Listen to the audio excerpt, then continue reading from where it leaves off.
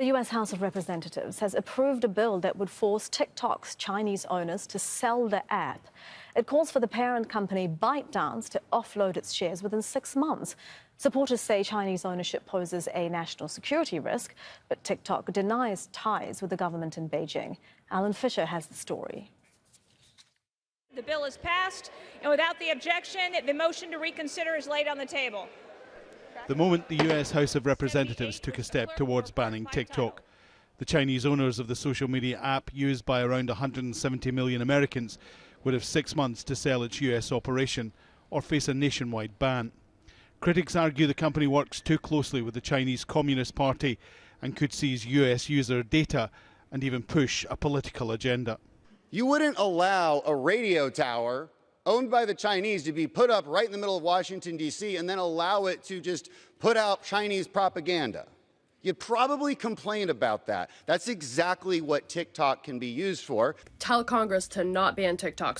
TikTok saw the possible ban coming, and US content creators mobilized to object. Some lawmakers think the bill doesn't address key issues.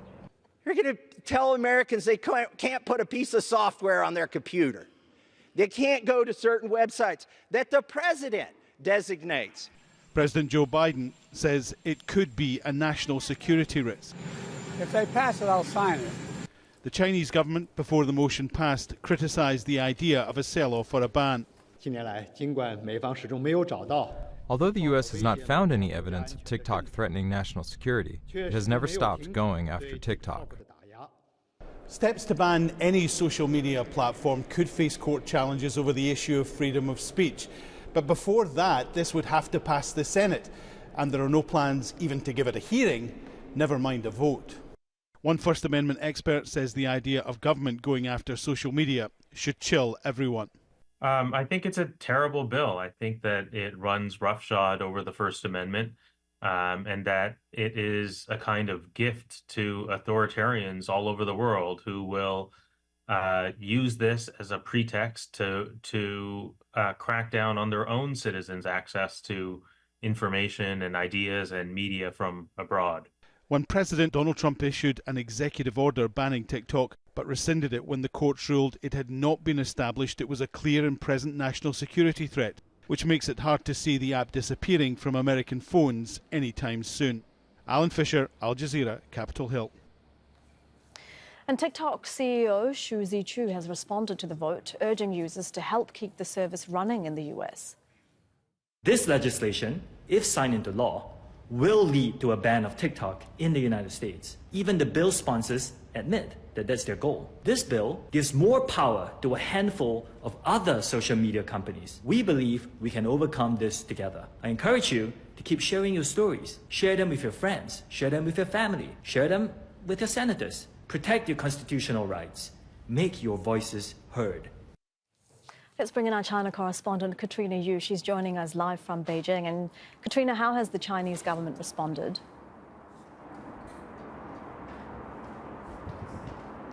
Well, the Chinese government has weighed in, accusing the U.S. of bullying Chinese tech firms, including TikTok and ByteDance. It says that this is an act of hegemony that undermines confidence in international business and that it will eventually backfire on Washington.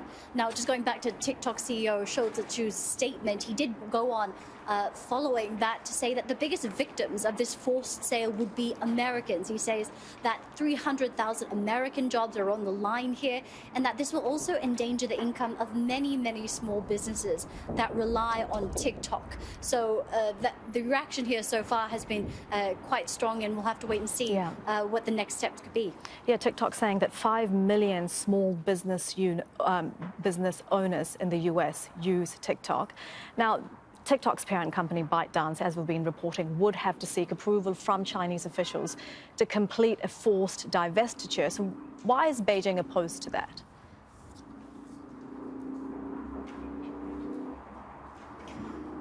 Well, Beijing has seen sort of this coming. This is not the first time that TikTok has been targeted by US politicians. In 2020, Beijing, as a response, started to put in place some regulations to stop the sale of any critical technology. Now, the secret source behind TikTok is not the app itself. It's actually the code or the algorithms designed by developers in China and is owned by ByteDance, the parent company. So China has put in place regulations that say that any critical proprietary technology that Beijing considers critical to national interest here in China, it requires Beijing's approval or for a sale to obtain a license. So whether or not Beijing will actually allow the sale to go through, that is a whole other question altogether. And of course, for ByteDance, this is also a big business dilemma. For ByteDance, most of its operations, most of its profits are made here in China, it's true, but TikTok is a very significant portion of its business, about 20%, and it's also the fastest growing portion of its business. So whether or not ByteDance will let TikTok go willingly seems unlikely. Katrina, thank you very much for that. Katrina Yu, live in Beijing. Well, that legislation isn't a done deal yet. It still has to pass the US Senate. But if it does come into effect, TikTok would be removed from app stores and internet service providers would block web access. People who already have it on their phones would still be able to use it, but they wouldn't get updates or be able to download it again in the future. This could be avoided if ByteDance sells TikTok to a non-Chinese owner. But this would require authorization from the Chinese government. Last year, the Commerce Ministry said it would firmly oppose any forced sale of the app. Well, let's get more on this now. We're joined by Andy Mock, Senior Research Fellow with the Center for China and Globalization. There's a think tank based in Beijing, and he's joining us from Changde in China. Thank you for your time. Just how much does this latest move strain relations between the US and China? Well, I think this is certainly going to worsen the relationship between China and the United States. But I think more importantly, we have to look at this in the larger context, that this is only one episode of what some are calling American paranoia. And this is going to have, I think, very troubling implications for the United States if it continues down this road. We look at Chinese electric vehicles, port automation technology, LiDAR, the technology that's used for autonomous vehicles, space exploration, that if the U.S. continues down this path, it may very well end up an isolated technological backwater. Well, you know, the bill was passed by the majority of the House of Representatives, and the Republican who co-authored the bill said that the U.S. couldn't take the risk of having a dominant news platform in America controlled by a company that is beholden to the Chinese Communist Party. Are those concerns legitimate? I mean, Chinese companies are subject to laws requiring them to share data with the government on request, aren't they? Well, I think broadly speaking, I think that is correct. But we also have to look at what TikTok has done. And again, I think this is more broadly a pattern of paranoia by the United States, in that these concerns are being overplayed. But in the specific instance of TikTok, my understanding is they've met with CFIUS, the U.S. government organization responsible for evaluating these types of threats. They've set up a separate data center in the United States managed by American entities to exactly address these issues. And the U.S. government has not responded. So this would seem to suggest that they might not be acting in good faith here. And I think this raises another question, which is an ideological one, because what the government is doing here is implying that the American people are not capable of distinguishing between truth and misinformation.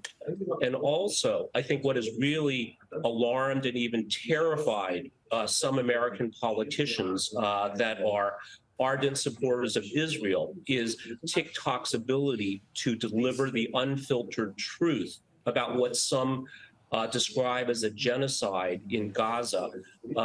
And this threatens the information monopoly that allows some of these supporters to act with impunity. And I think they're afraid of being held to account. And this is another motivation for this TikTok ban. Yeah, and certainly, you know, to your point, we have seen on TikTok that there have been many more let's say pro-Palestinian voices than those who support what Israel is doing in Gaza. But again, when you're talking about the efforts that TikTok has undertaken to protect users' data, a recent investigation by the Wall Street Journal, just from January, it found that the system was still porous, with data being unofficially shared between TikTok in the US and ByteDance in China. So again, isn't the US right to be worried?